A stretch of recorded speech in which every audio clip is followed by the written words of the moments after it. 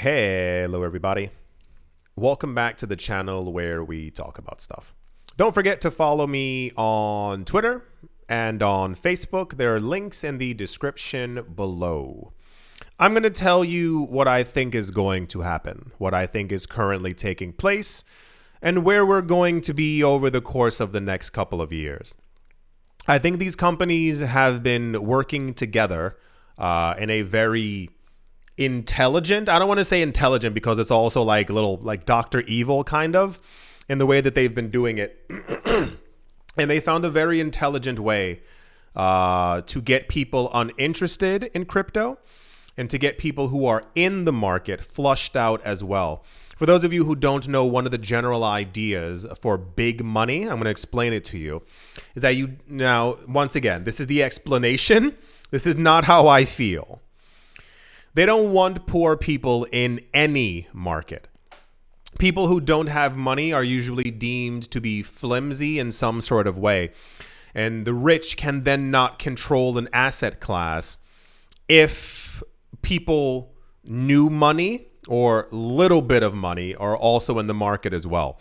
This goes for real estate. It's the idea of corporate landlords, where basically you want to flush out anyone who owns a single home or any kind of thing like that, so that this property can basically go into the hands of a company, a corporation, or someone who already owns 100 other properties. It's the same exact thing for the stock market. I think we went over it. I don't really remember at all because daily. But for those of you who do not know, I think the number is 30% of the stock market is controlled by a handful of companies. And it's believed that around 50 to 60% of the stock market is controlled by maybe like a dozen or so companies as well. It's a very slow, very deliberate consolidation of wealth. And it's the way that all markets work.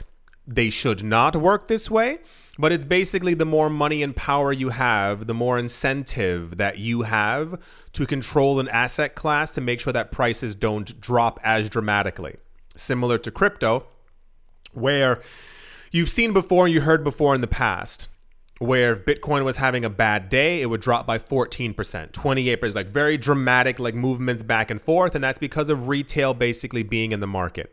If you hear that your asset has fallen by 3%, people who are new to investing or new to money have a tendency to get more afraid quicker and they leave the market. This is why you, or maybe one of your friends who's been in the market, you see like a lot of times if you contact someone, like you've seen before, both ways. If the market falls down, you'll get a text with someone saying, should I sell? Am I selling? Do you see the market? It's going down. And this diminishes the longer you're in the market. You see prices going down and you take it as a buying opportunity. It's those two ideas. The longer you're in a market, the longer you have money, the more you realize there's money to be made. The price went down. That's great. I'm going to go buy up more from other people who sold. The other side of that is the price went down. I'm scared. I'm terrified. I've never had this money before. I need to get out. What I think we're seeing is it's not the crescendo. We're not towards the end of that by any means, but you may have noticed that when some crypto prices are more so Bitcoin for this conversation, but the Bitcoin price has gone down, we're not seeing these dramatic, crazy, like 38% drops anymore. And it's mainly because of the solidification of Bitcoin in the hands of the very, very rich. The ETFs are continuing to buy up large amounts of Bitcoin, and this is part of this consolidation that we've been talking about for a while. Mainly over the last 3 years or so. I want to say around 3 years that we've been going over it. And it's this idea of every time that something bad happens, retail sells. Every time that anything is in the news, those coins get shifted. We've been talking about the wealth transfer here for a while as well. If you've been following the channel, hello, if you've been here for a year or so. The wealth transfer that a lot of people who are new to finance or new to crypto don't understand. It's not this magical event where tons of money falls into your lap. It's the event where people who have less or have little get scared and they sell their coins, often referred to as weak hands. And that money then hopefully, usually flows to you. It usually flows to institutions. And it's because this is a long-term game. I need to reiterate that. A lot of people aren't getting and aren't understanding. Some of you may. Awesome, cool, fantastic, love you. You're fantastic. You're amazing. What people aren't really getting is that these institutions aren't getting into this space because they're expecting Bitcoin to go to $500,000 and then they flee. They're here to see Bitcoin go to $1 million and then see Bitcoin go to $5 million and then Bitcoin goes to $20 million. That's why they're here. What I think is going to happen, and this is the honest truth, as honest as I can possibly be with all of you, we are witnessing the shift on this planet for the middle class, not only completely disappearing, but people who don't own crypto and don't own assets, they will have nothing in the future. There's not I feel like sometimes when I say things, and I've mentioned this before, it's not that I'm not being taken seriously per se, but I feel like I'm not phrasing my sentences in a certain manner that will get people to like, oh my gosh, he's right, like that kind of thing. And I never really know what to do or what to say or how to rephrase anything that I'm currently saying. The wealth distribution on the planet is already staggeringly in the hands of rich people. If you're talking about that this bull run, we are going to see people making, and I told you this before, a lot of you are going to make six figures, even if you have a little bit in the market. You'll see what I'm talking about when we get to around summertime. A lot of you are going to have portfolios out of nowhere that hit $420,000. A lot of you who've been in this market, you're going to have portfolios that get to millions of dollars, et cetera, et cetera, et cetera. And the shift that this will shift you into the new money, into the new wealth, into the new elite. So saith, the words for finance. And it's going to shock a lot of you, but I need you to really hang on to it as well, as far as like grasp it.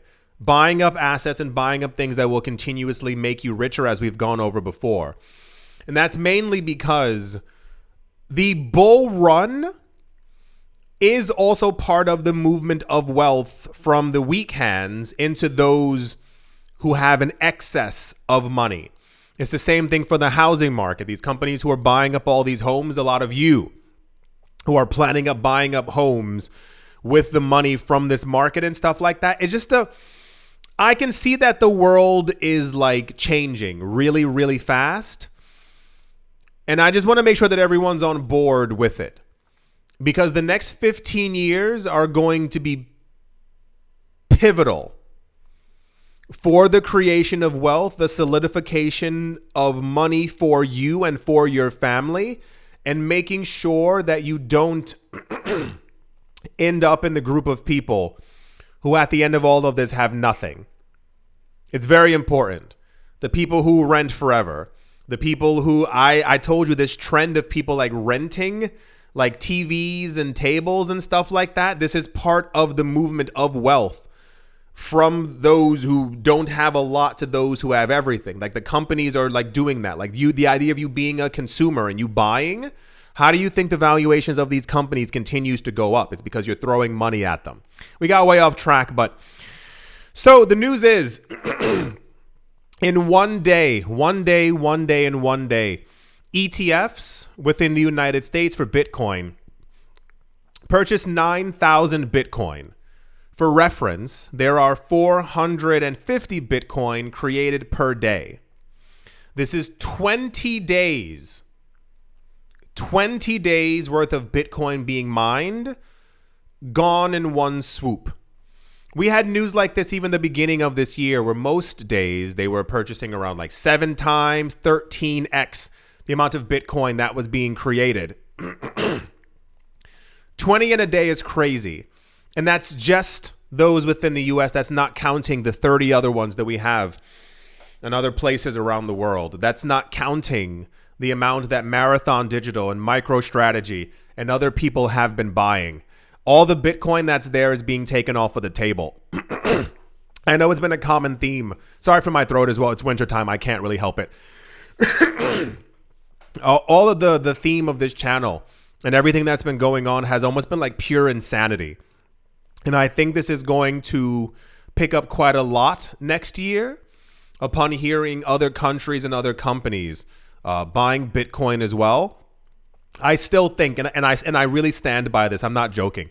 I think that next December 2025, we're going to get official numbers that like the actual Bitcoin that's left to buy is going to be less than MicroStrategy has been buying in a day. There's only believed to be several 100,000 Bitcoin actually available up for grabs. The US is never going to be able to buy 1 million Bitcoin. Never. Like it's never going to happen, because it's meant to also happen over 5 years. When we get to next year and prices go higher organically just from the actual bull market, we're probably going to hear, and I think that we're going to hear that the ETFs are holding over 2 million Bitcoin, like really fast. And that'll cause other countries to also scoop up more as well.